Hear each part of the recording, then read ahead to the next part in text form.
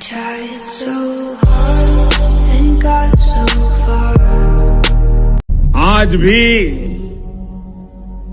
सह्याद्री पर्वत श्रृंखला के पीछे से जब सूरज निकलता है तो लगता है कि हाथ में केसरी ध्वज लहराते हुए छत्रपति शिवाजी महाराज चले आ रहे हैं।